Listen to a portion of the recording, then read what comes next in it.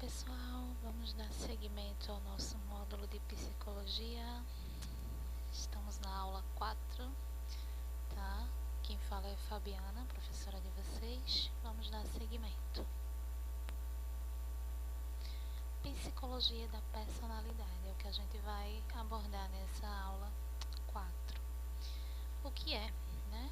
É a área da psicologia que estuda e procura explicar as particularidades humanas que influenciam o comportamento, a personalidade. Ela pode ser definida como um conjunto de características que determinam os padrões pessoais e sociais de uma pessoa. Sua formação é um processo gradual. O que quer dizer isso? A gente não nasce já completo, já formado, com a personalidade completa, né? Formada. A gente vai evoluindo gradualmente, né? Escadinha, degrauzinho por degrauzinho. É um processo gradual, é complexo e único a cada indivíduo, ou seja, cada indivíduo tem a personalidade única, tá?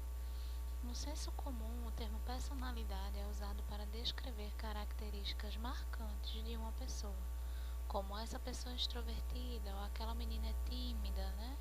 Ou essa pessoa é chata, né? É fechada, enfim, e etc. Porém, o conceito de personalidade está relacionado às mudanças de habilidades, atitudes, crenças, emoções, desejos e ao modo constante e particular do indivíduo. Perceber, pensar, sentir e agir, além da interferência dos fatores culturais e sociais nessas características. O que isso quer dizer, professora? Quer dizer que, além disso tudo, né, além desse conjunto de interferências, né, de atitudes, crenças, emoções, desejos daquele indivíduo que é único, ele tem a interferência cultural, da onde ele vive, né? Se o indivíduo vive na Índia, vive na China, vive no Japão, enfim, ele vai ter os fatores culturais que vai interferir naquela personalidade e sociais, que isso vem de, vamos dizer, status, né? Em relação a, a uma pessoa de classe média, a uma pessoa de classe alta, a uma pessoa de classe baixa, né?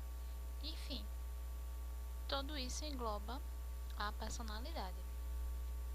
Vamos lá para Freud. Existem muitas teorias que estudam a personalidade, porém, uma das mais importantes na história do estudo de personalidade está de Freud.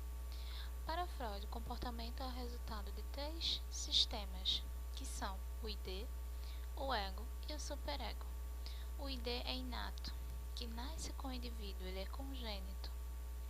Na teoria dele, é assim que ele enxerga, tá bom? E regido pelo princípio do prazer. Exige satisfação imediata dos impulsos, sem levar em conta as consequências indesejáveis. Ou seja, o ID é aquela pessoa inconsequente, aquela pessoa que faz sem pensar no depois, enfim, fala o que vem na cabeça e não pensa no amanhã, não pensa no depois, né? O ego é uma evolução do ID, apesar de conter elementos inconscientes como o ID, ele funciona muito mais a nível consciente e pré-consciente, dessa forma comandado pelo princípio da realidade. Ou seja, o ego é aquela pessoa mais centrada, né?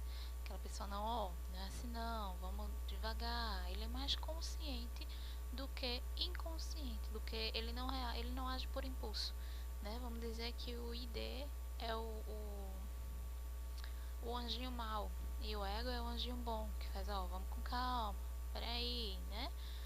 E o ego cuida dos impulsos do ID. Ele, no caso, ele dá uma freada dos impulsos que o ID realiza, né? E muitos dos desejos do ID acabam sendo não satisfeitos, mas sim reprimidos. Ele reprime a ideia que o ID tem de impulsivo, né? De imediato. Já O superego contém ideias derivadas dos valores familiares e sociais. O que quer dizer isso? Por isso é um sistema parcialmente consciente que serve como sensor das funções do ego, de onde derivam sentimentos de punição, medo e culpa. Desse modo, podemos considerar o ID como sendo um componente biológico, o ego como um psicológico, né? O ID biológico porque ele nasce, né? Nessa ideia de personalidade de Freud, o ID nasce com o indivíduo, ele é biológico. O ego, ele é psicológico, ele é mais de englobar a razão, né? Ele reprime as ideias do ID. E o superego, ele é o social da personalidade. No caso, ele é aquela bolinha que a gente cria numa sociedade, né? Trabalhando juntos sobre a liderança do ego. Portanto, na teoria da sexualidade, Freud explica que sexualidade é reconhecida como um instinto com o qual as pessoas nascem, que se expressa de diferentes formas, de acordo com as fases do desenvolvimento, que seriam a fase oral, de 0 a 2 anos, fase anal, de 2 a 4 anos, fase fálica, de 4 a 7 anos, período de latência, de 7 a 12 anos, e adolescência a partir dos 12 anos. Essas fases deixarão traços que definirão a estrutura da personalidade do indivíduo. O que quer dizer isso, professora? Vamos passar para o próximo slide. As fases da sexualidade. Para entender o slide anterior, a gente vai fazer um puxadinho aqui, tá bom? Vamos lá. Na fase oral é a primeira fase. Nessa fase, o bebê, no ato de mamar, tem a sucção, algo especialmente importante. Essa é a primeira necessidade da qual ele tem ciência, que é de se alimentar. Porque lá na barriguinha ele se alimentava pela placenta, né?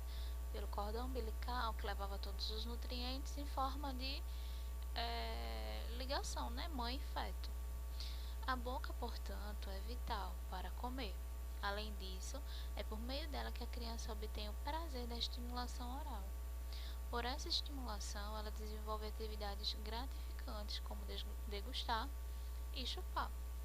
Para Freud, conforme visto, o desenvolvimento e as fases da sexualidade estão ligadas ao prazer.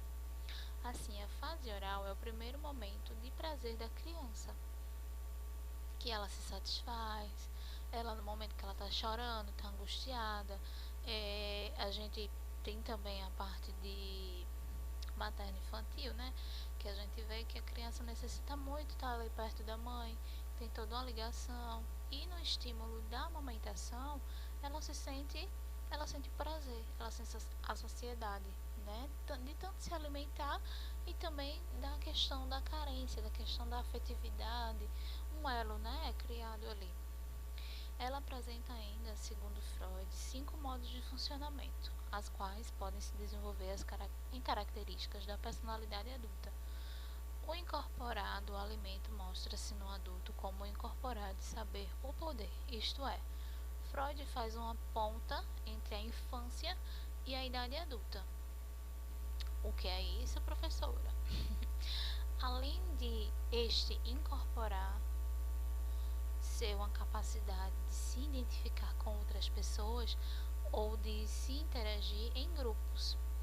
Em segundo, segurar o seio, não querendo separar-se dele, se mostram como uma persistência e a perseverança. Posteriormente, terceiro, morder é o protótipo da destrutividade. Assim, o sarcasmo, cinismo e tirania. Quarto, cuspir se transforma em rejeição. E por último, o fechar da boca, impedindo a alimentação, a condução da rejeição. O principal processo da fase oral é a criação da ligação entre mãe e filho, tá? É aquele elo que se cria naquela primeira fase da vida. fase anal, fase fálica, fase de latência e genital. Na segunda fase da sexualidade, conhecida como fase anal, segundo Freud, o principal foco da libido está no controle da bexiga e evacuações. Essa fase vai aproximadamente do primeiro ao terceiro ano de vida. Nela, há grande conflito que a criança tem que aprender a controlar as suas necessidades corporais, que a gente vai para o desfraude, tá? Naquele momento ali, entre o primeiro ou terceiro ano de vida, ela vai ter que aprender a controlar seus instintos. Nela, o prazer está nesse controle. Ao desenvolver esse controle, a criança passa a ter um sentimento de realização e independência. Nessa fase, a criança tem que aprender a controlar os esfínteres sobre o ato de defecar e dessa forma deve aprender a lidar com a frustração do desejo de satisfazer suas necessidades de forma imediata. A fase fálica vai dos 3 aos 5 anos de vida. Nela, a libido tem seu foco nos órgãos genitais. É quando a criança também começa a descobrir as diferenças entre o masculino e o feminino, ou entre os machos e as fêmeas. Nessa fase, o prazer e o desprazer estão centrados na região genital, né? Onde a criança ela começa a ter a percepção do que é menino, do que é menina, do que é macho, do que é fêmea, e ela começa a centrar o prazer e o desprazer nessa região. Tá? Durante os anos da segunda infância, quando a maior parte dos jovens prefere passar o tempo com membros do seu próprio sexo, o sentido do eu das crianças em geral depende muito de como as outras crianças do mesmo sexo reagem a elas. Em sua maioria, as crianças durante esse período são indiferentes ou hostis aos membros do outro sexo. Mais tarde, como resultado das mudanças provocadas pela puberdade, seu movimento baseado na indiferença ou no antagonismo para movimento baseado na atração. O trabalho de Freud tem tido uma influência duradoura sobre a maneira de pensar dos psicólogos sobre esse processo. Os psicólogos freudianos encaram a adolescência como um período em que as crianças experimentam novamente os conflitos dos estágios anteriores, só que em novos aspectos. Olhando por esse lado, realmente, né? A gente vê que é uma junção dos estágios anteriores com a novidade de uma fase nova, que é a adolescência. Em sua opinião, a menos que esses problemas sejam elaborados e resolvidos, a personalidade do adulto será distorcida. Segundo Freud, entre os problemas desenvolvimentais iniciais que devem ser reelaborados, é fundamental o desejo primitivo da criança de possuir o pai, caso se trate de uma menina, ou a mãe, caso se trate de um menino. A gente vê, né? Ah, é minha namorada, ah, é meu namorado, ah, é meu amor e tal. A gente sempre vê esse ciúme nas crianças, normalmente. A maneira usada pelas crianças pequenas para resolverem esse conflito, que Freud chamou de complexo de Édipo, muitas vezes aquilo que mais se teme é aquilo que acaba por viver e fazer Freud.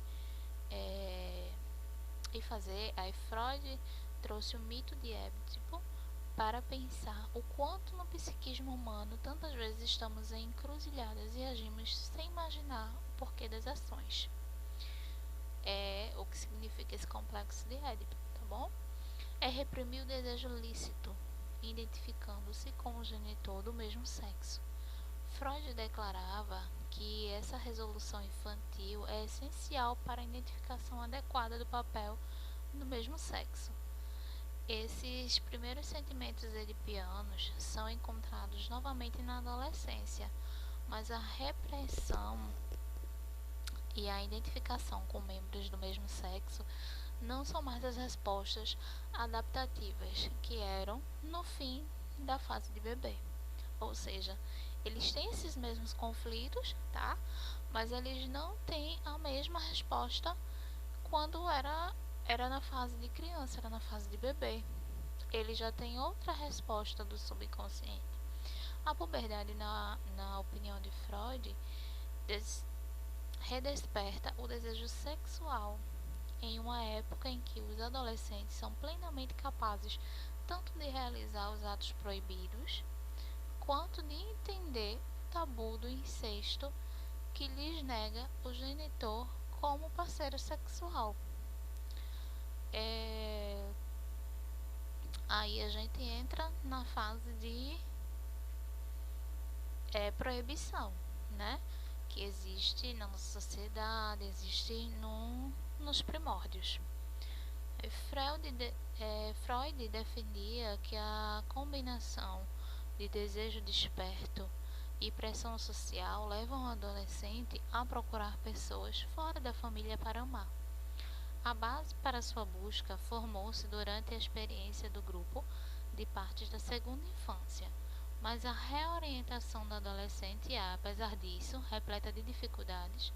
Para começar, a pessoa jovem tem tido pouca experiência de interação com os pares do outro sexo e virtualmente nenhuma experiência de amizade com pares como parceiros sexuais. Portanto, novos modos de comportamento social terão de ser aprendidos. O que isso quer dizer? Aquela criança, aquele adolescente, ele não tem nenhum envolvimento até aquela época, né? Então aí a gente vai ter que reorientar sobre as experiências, as dificuldades que ele vai ter, o modo que ele vai se relacionar, novos modos de comportamento social, ele vai ter que ser aprendido, né, para que ele possa se relacionar. Em segundo lugar, uma mudança no objeto do afeto de um genitor para um par requer desligamento emocional da família, que tem sido a base de segurança emocional desde o nascimento.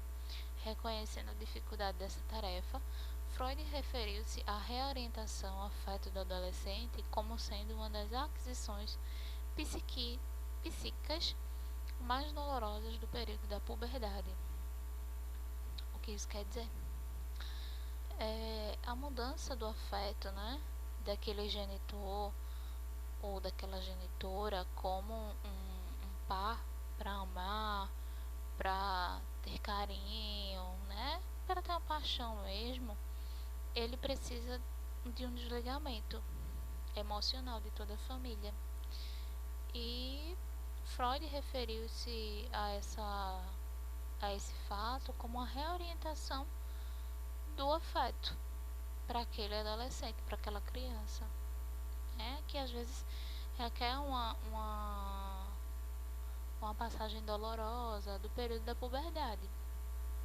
O período de latência também está entre as fases da sexualidade. Nele, os interesses da libido são suprimidos, sendo que o desenvolvimento do ego e do superego, segundo Freud, contribui para esta calma. Por fim, há o estágio genital, uma das fases da sexualidade, e o desenvolvimento psicossocial. Nessa fase, desenvolve-se interesse sexual no sexo oposto. Ela se inicia durante a puberdade, perpassando por todo o resto da vida da pessoa. A estrutura, né? Vamos voltar para os padrões. Estrutura superego, ego e ID. Nível psíquico, o superego parcialmente inconsciente, o ego parcialmente inconsciente, já o ID totalmente inconsciente. Qual a função do superego nessa estrutura toda, né? Interiorização da autoridade dos pais é constituído por normas e ideias morais. Procura através do ego controlar o ID, aspira à perfeição moral e tende a reprimir de forma severa as infrações à moralidade. O que isso quer dizer? O superego, como a gente viu, né, ele vem de um padrão social. A gente coloca aqui da autoridade dos pais, né, e ele é construído por normas, por ideias, né, por uma questão de fatores que vêm da sociedade mesmo, já formadas. E a gente pode também até incluir até uma parte cultural, tá? O ego, representante da realidade e do mundo externo, deriva do id, procurando o possível satisfazer os seus impulsos. Também procura satisfazer as exigências morais do superego. Conseguir o equilíbrio das forças contrárias é tarefa árdua para o ego. Ou seja, o ego é aquele que fica ali, intermediando o meio de campo. O superego fala uma coisa, o ID fala outra, o ego, ó, peraí, vamos entrar no consenso, vamos colocar um pouquinho de impulsividade, mas também vamos controlar um pouquinho aqui, vamos colocar um pouquinho da interiorização das normas, das ideias, o conceito moral daquilo ali, né? Colocando um pouquinho de juízo no ID e influenciando junto com o superego. Já o ID é o reservatório de energia psíquica da libido e condiciona fortemente os acontecimentos psíquicos. Irracional e impulsivo, procura o prazer alheio à realidade e à moral. É interessante também citar a teoria da personalidade estabelecida por Erich Fromm. Ele vê a personalidade como um produto das condições culturais, ou seja, a personalidade se desenvolve a partir daquilo que a sociedade oferece, né? Aí a gente vem com outra forma de personalidade, com outro conceito, na verdade. Para Erich Fromm, só a sociedade já desenvolve as condições para se formar a personalidade. Já para Freud, não só a sociedade, não só o meio cultural, mas tem todo um aparato por trás, né? Vamos lá, estudar para Erich Fromm. Acredita que a sociedade está doente e não satisfaz as necessidades do homem, porém o homem deve se ajustar a essa sociedade para escapar da solidão de outros homens e da natureza, tentando se adaptar também às suas exigências interiores. Ou seja, a psicologia científica busca formar um embasamento teórico da personalidade. Popularmente, a personalidade é atribuída sendo boa ou ruim. Porém, a psicologia ela deve estar alheia a esse juízo de valor, sendo então o estudo das características que diferenciamos indivíduos. Na tentativa de agrupar e diferenciar as características da personalidade, pode-se dizer que os determinantes inconscientes do comportamento e os determinantes conscientes são fatores centrais entre algumas teorias da personalidade, porém considera-se também a hereditariedade, a base biológica e aspectos sociais do indivíduo, aspectos relevantes na determinação da personalidade do indivíduo.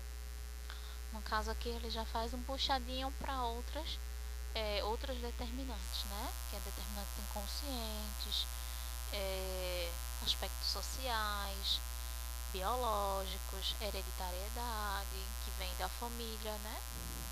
Enfim, ele faz um embasamento bem teórico sobre isso. Personalidade é a organização constituída por todas as características comportamentais do indivíduo, ou seja, é a soma total de seu comportamento. Podemos ainda definir personalidade como resultante psicofísica da interação do homem com o ambiente. O desenvolvimento da personalidade é influenciado por vários fatores, entre eles o genético e o constitucional, descritos como conjunto de características herdadas que sofrem ou não interações com o meio. As reações do indivíduo influenciadas pelo meio determinam o temperamento.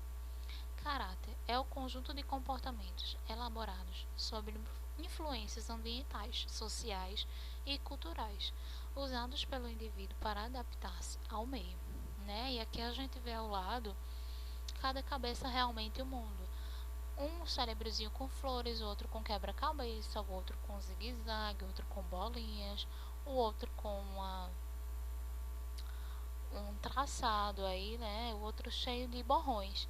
Então, assim, cada cabeça realmente o mundo, tá, gente? nesse nível de personalidade, a gente pode ver que cada ser é influenciado pelo meio que vive, pelo modo genético, por heranças de personalidade mesmo, né, de familiares. E aí a gente se forma uma sociedade com vários pensamentos, com várias personalidades, com vários seres humanos. A autopercepção ou autoconsciência. A autoconsciência desenvolve gradualmente e emerge durante os primeiros 6 anos de vida. A autoconsciência constitui sistema central que vai dirigir e integrar as informações e forças resultantes das várias formas de interação com pessoas ou objetos. Portanto, o sentido do eu é o núcleo da personalidade. O eu se refere ao conjunto de conhecimentos, sentimentos e atitudes que uma pessoa tem em relação à sua aparência, às suas potencialidades, às suas emoções, aos seus motivos e ao seu comportamento. Assim, pode-se afirmar que a personalidade é peculiar a cada pessoa, pois é o resultado da interação entre as características herdadas e o meio, não existindo, portanto, personalidades iguais. Voltamos a bater na mesma tecla. Personalidade é peculiar, é única, é de cada pessoa, tá? Já essa autoconsciência é o fato de se referir ao eu, né? Dirigir e entregar as informações e forças resultantes. No caso, o eu é o núcleo da personalidade. O que é inteligência emocional?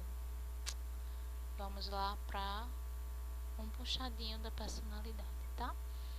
É um conceito relacionado com a chamada inteligência social, criada pelo estadunidense Daniel Goleman. O indivíduo emocionalmente inteligente é aquele que consegue identificar e controlar as suas emoções com mais facilidade.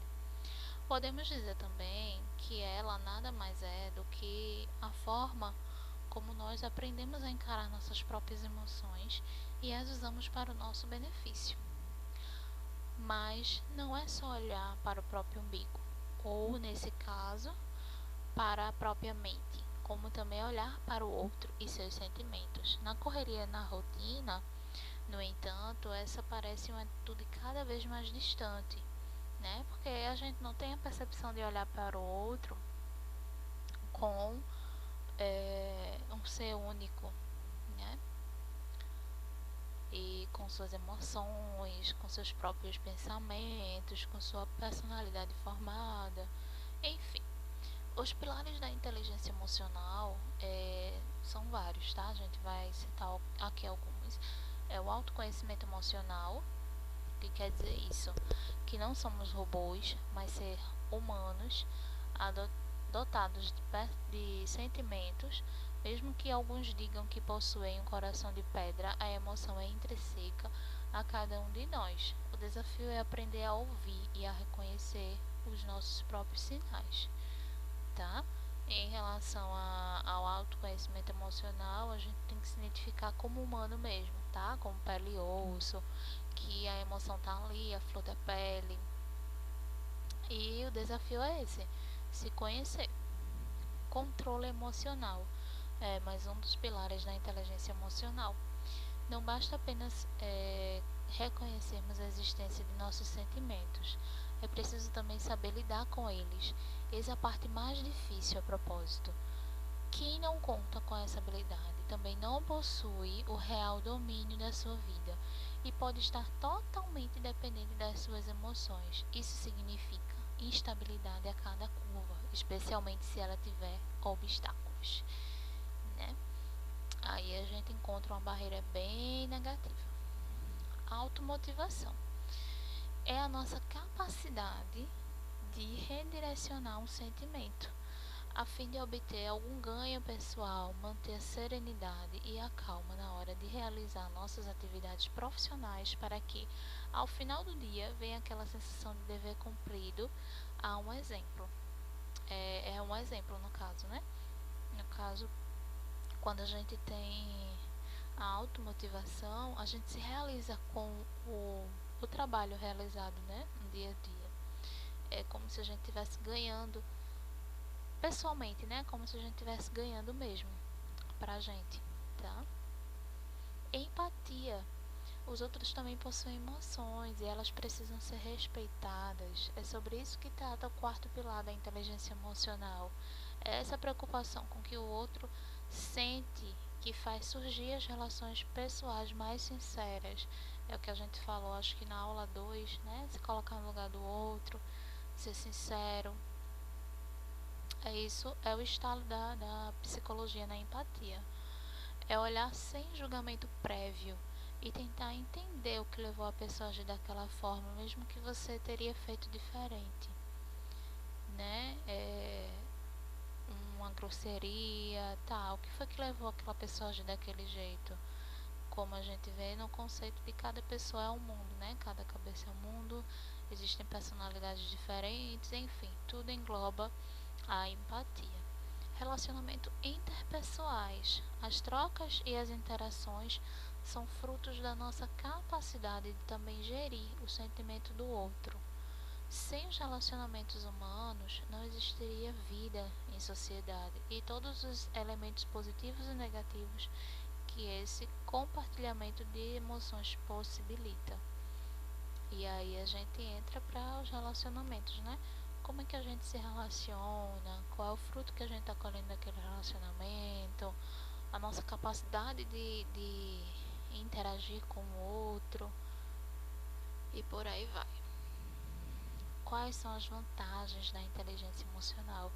Ela melhora a sua relação com o outro, diminuição da sua ansiedade, do seu estresse, aumento da empatia pelo próximo, se colocar no lugar do outro, mais poder de decisão, metas mais claras e palpáveis, crescimento da produtividade, caso você produz muito mais e melhor, né, nessa visão da inteligência emocional, controle maior do seu tempo, autoestima lá na altura, mais responsabilidade e comprometimento e equilíbrio emocional, que é o indispensável, tá? Então, assim, são as vantagens que a inteligência emocional traz para nossa vida.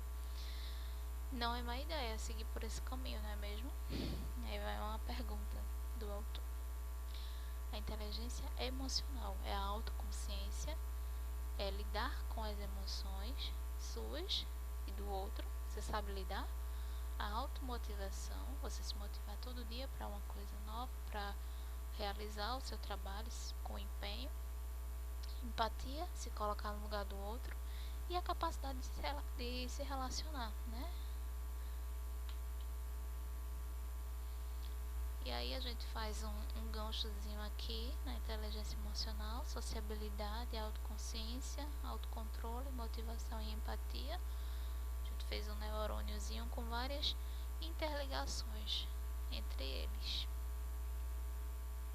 E aí a gente vai para colocar nossos conhecimentos em prática.